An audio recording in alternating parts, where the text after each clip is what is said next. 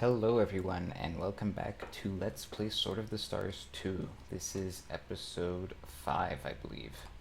So, as we wait for the green-gray garbage on the screen to disappear, I watched the last video and despite the wiggling, I know it has to do with encoding and usually that's related to change in when in encoding, for those of you who don't know, you save space by not copying like every bit of every color. So if a part of a screen stays black forever, then you just kind of don't have to encode that with a lot of information. And so my theory was, well, by rotating around, I'm forcing all these things to update, but it turns out it's not that simple.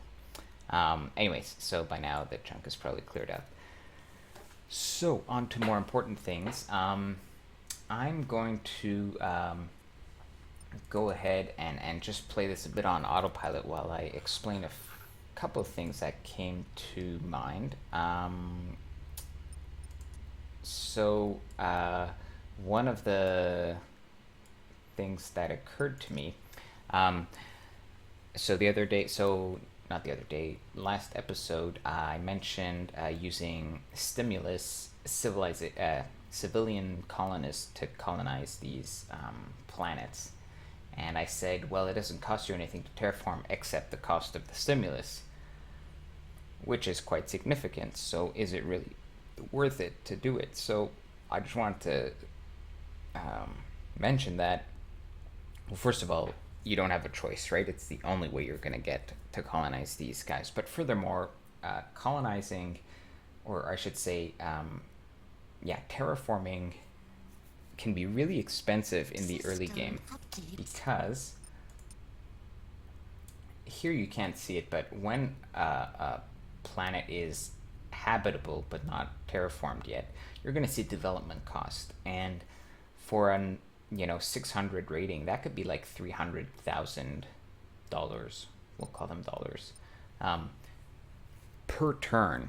And that amount is going to gradually go down as you colonize it, but that's going to, in the early game when you don't have a lot of tech and you don't have a lot of colonization fleets to help with the colonization effort, it's going to take like a huge chunk out of your budget, right? 300,000 per turn.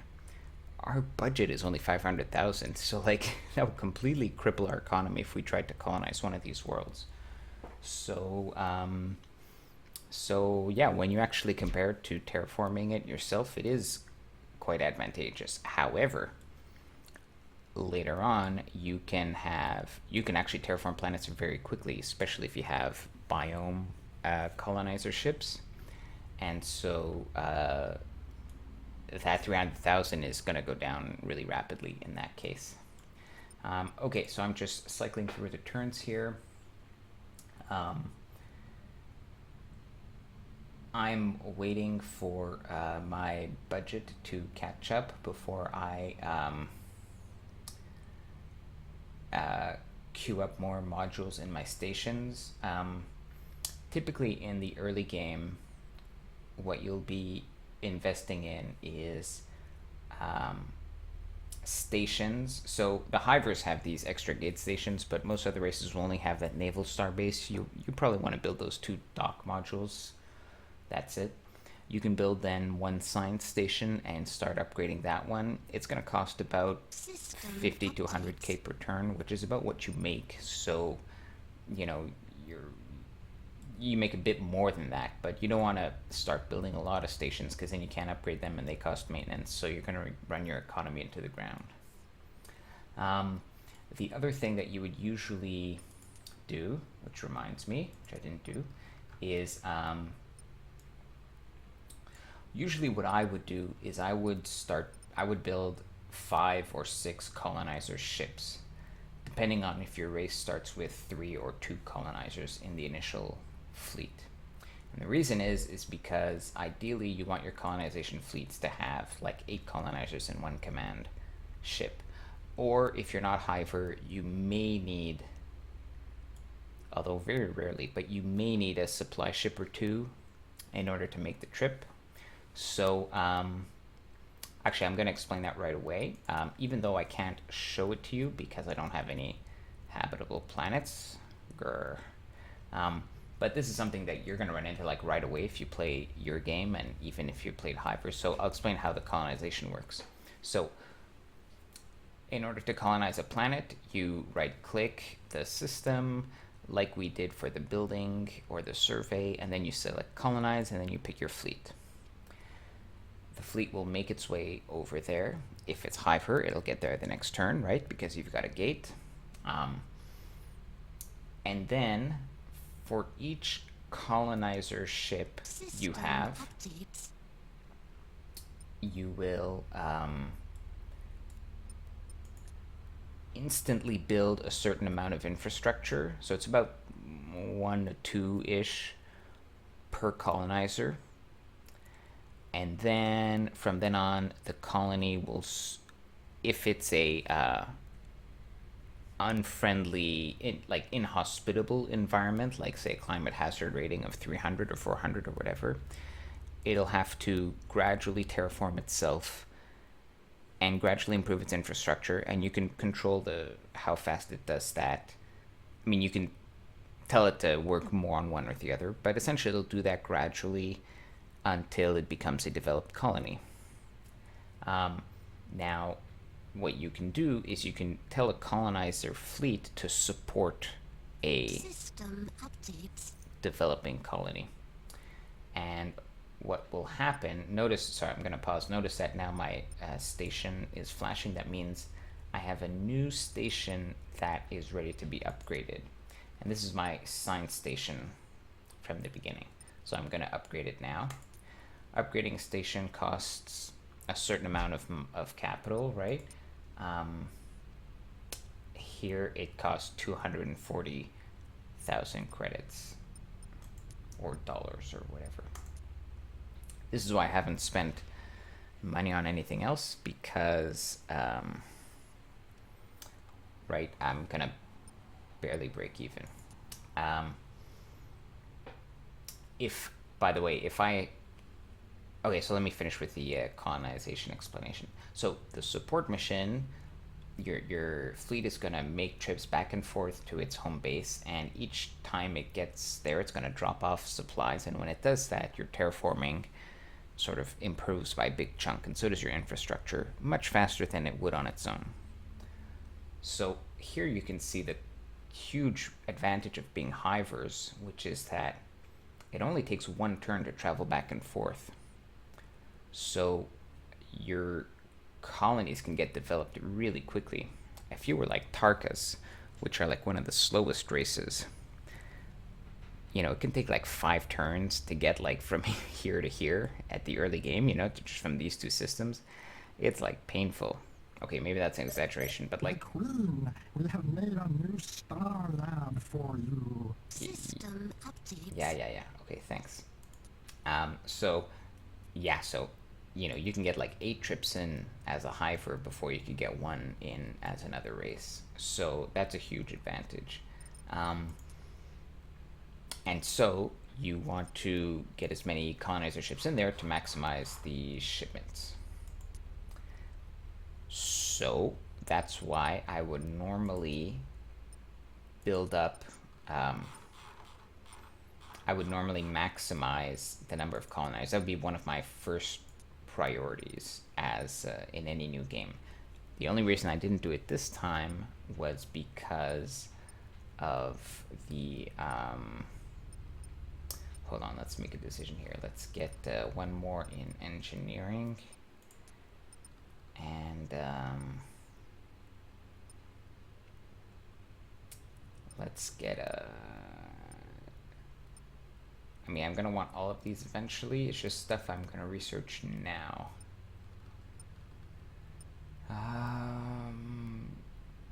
Let's do C3 because I'm going to try for expert systems. Well, no.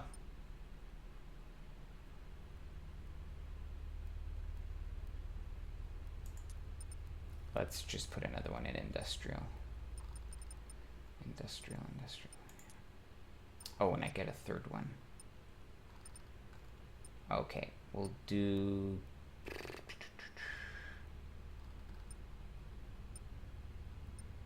Yeah, okay, we'll go C3. I guess where it does make a huge difference. Okay, and let's get those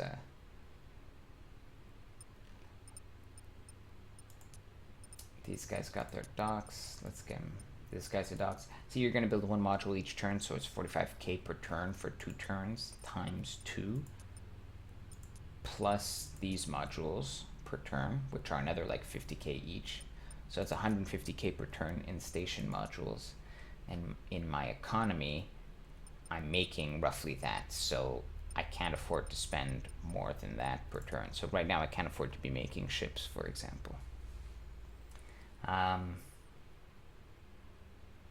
Right, so that's the deal with colonizing. Make few ships with a lot of colonizers in them. By the way, the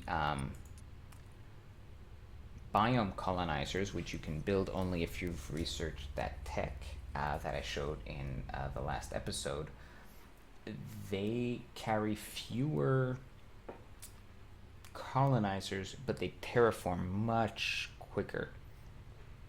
So they're very handy to have if you can get the tech.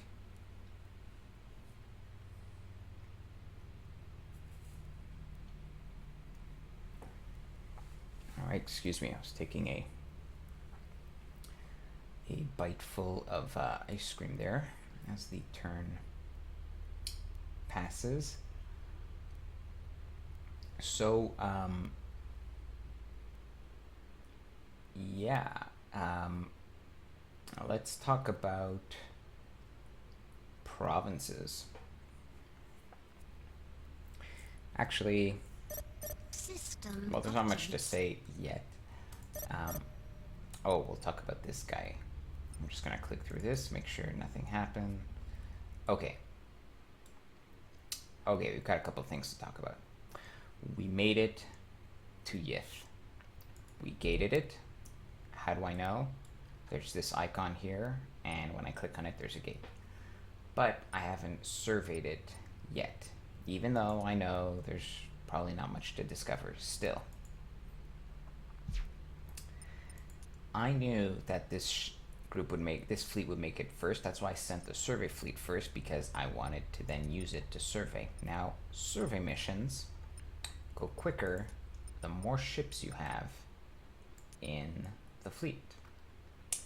So we're gonna put we're gonna unmothball our 4 fighter ships that we had.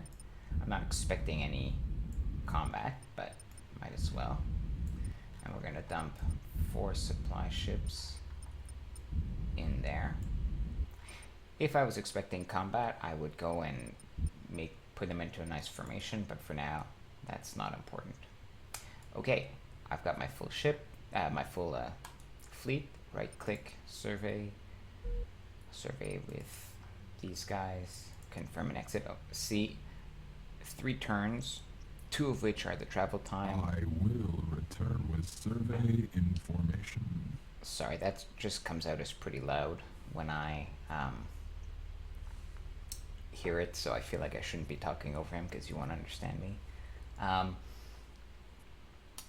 It's only going to take 1 turn to survey this, partly because there's nothing to survey, and partly because I have a huge fleet with which I am surveying.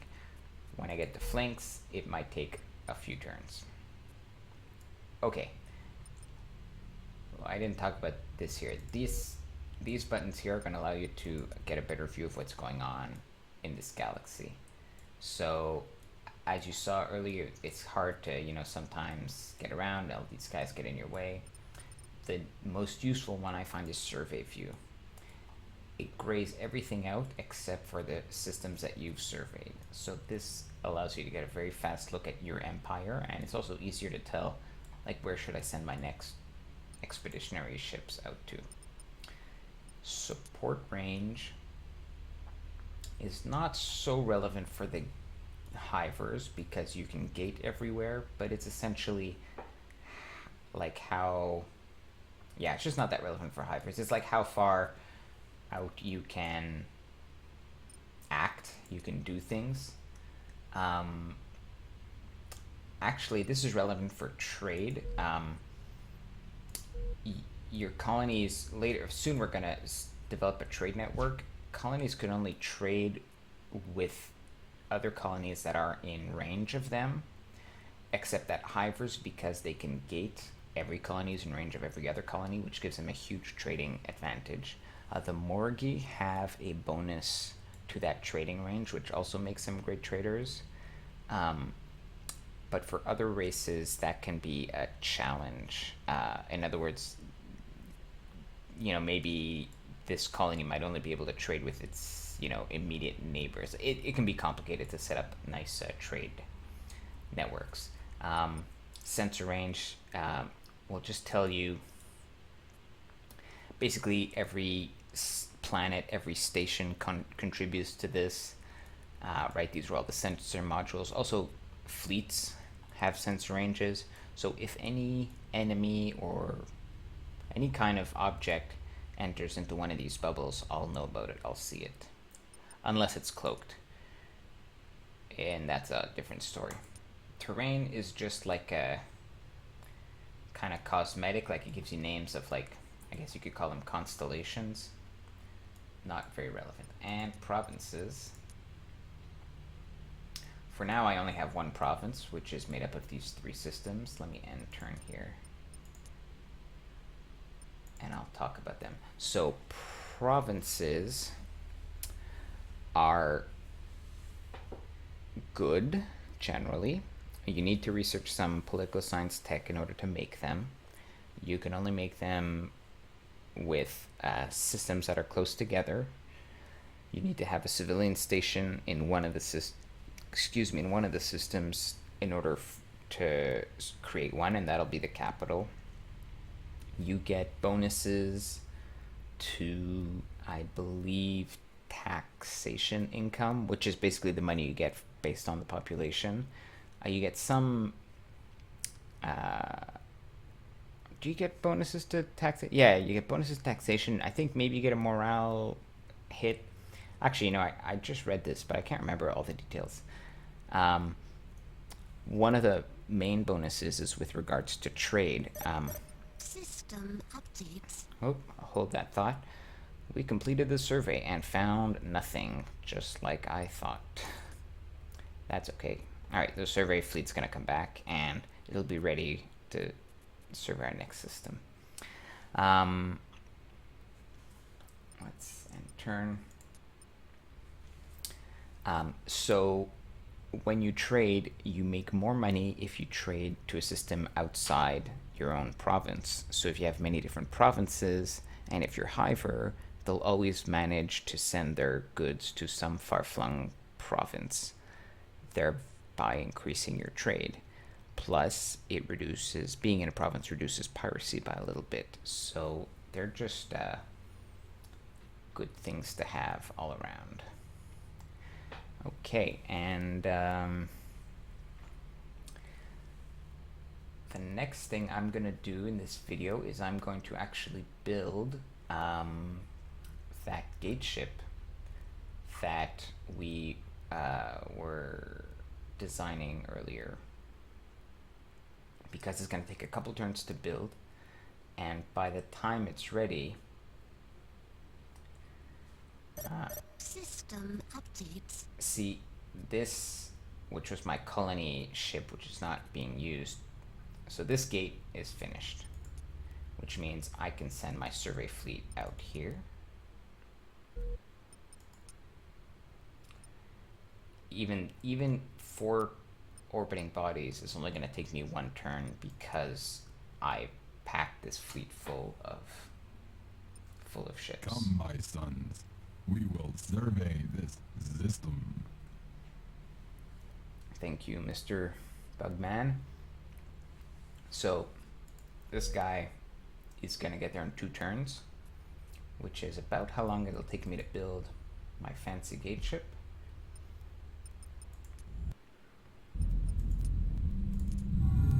3 turns. Well, that's okay. Yes, my queen, we will make the prototype.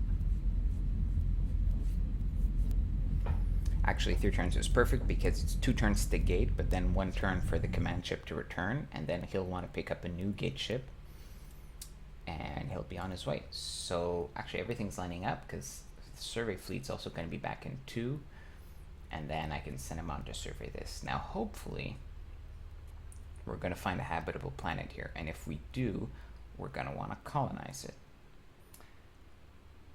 So right now we only have our 3 colonizers, and once we're done with this ship, we're gonna start building colonizers. How are we doing? Our stations, I think, here are all done. Oh, by the way, the reason I'm not upgrading this naval starbase is that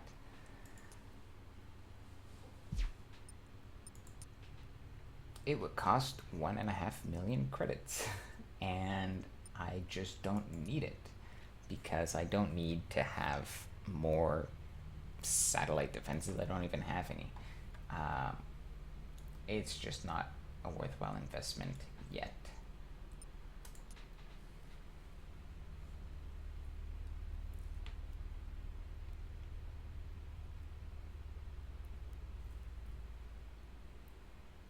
Okay. And while I'm waiting for the turn, here's something I haven't mentioned yet. You see this indicator, which is how far along we are in tech. In Sword of the Stars 2, once you reach 50% completion, there is a chance that you can get the tech on the next turn. Kind of like Master of Orion, or at least Master of Orion 2, I think, had a similar system. A lot of games have systems like this. So, you know, when we're in the tech screen, it says 18 turns, but that's like the average. Sometimes you can get it earlier, and sometimes you can have an overrun, and it can take like, you know, up to 150%, right? So it can go all the way there. Yeah, so just thought I would mention that. So if we're lucky, we'll get our tech soon. I want this tech environmental tailoring because remember, actually, hold on. Soon I'm gonna discover the results of my survey operation, I think. Oh, next turn. Okay. I want this tech because environmental tailoring increases population growth speed, or the rate, and terraforming speed. So you may have noticed, if you've been keeping track of the numbers, that I've been making more and more money each turn, and that's because your initial systems aren't fully populated. Even though they're fully developed in terms of infrastructure, the population isn't all there. So it's taken a few turns for the population to increase, and in fact, it's still, let's see, we're on turn 12. I'm still not at max population, so I'll click on these soon and you'll see.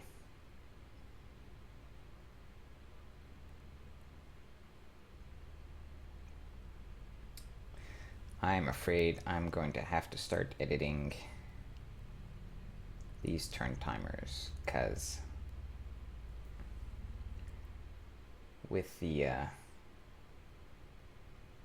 in fact, I'm sure it has to do with the encoding, because normally when I play without recording, it's not nearly this painful, and this is only gonna get worse as the game progresses.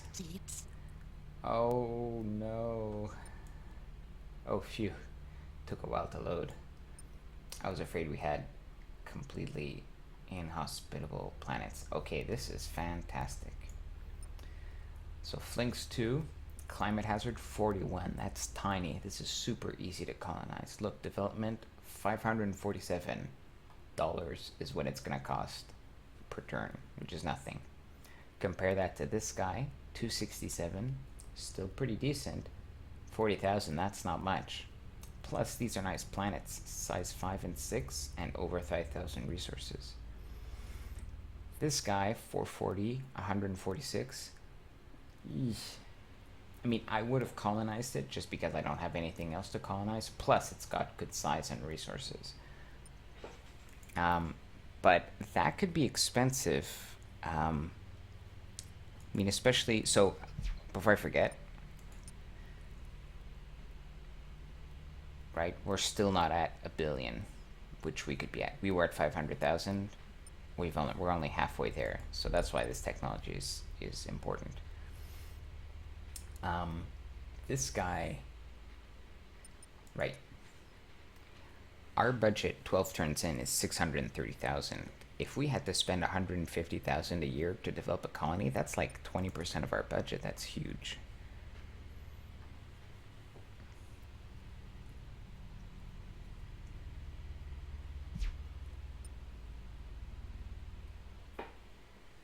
Okay. So we need to put our colonization fleet back together. Colonizers in there. Send them here. Colonize. Have to specify that I want them to colonize this easy one first. With that fleet. Confirm and exit.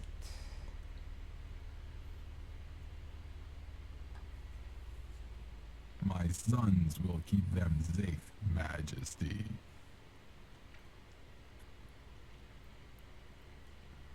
Meanwhile,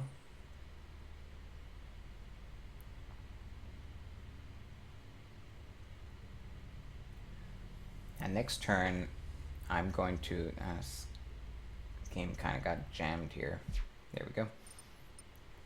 Next turn, I look like I'm making money, but next turn, the 400,000 cost of that prototype is going to kick in, and it's going to wipe out all my savings. But, see, I can start queuing up more ships. These 5 colonizers. Because Your shipyards hear and obey. I don't want to waste, like, it's not going to take the whole turn's worth of ship production at my capital to finish building the prototype. So I want to make sure that the colonizers get in on that, on being built a bit early. Okay, and I think we're gonna end the video right here. I'm gonna end turn. I'm gonna stop the video and then I'll end turn, and I will see you guys next turn.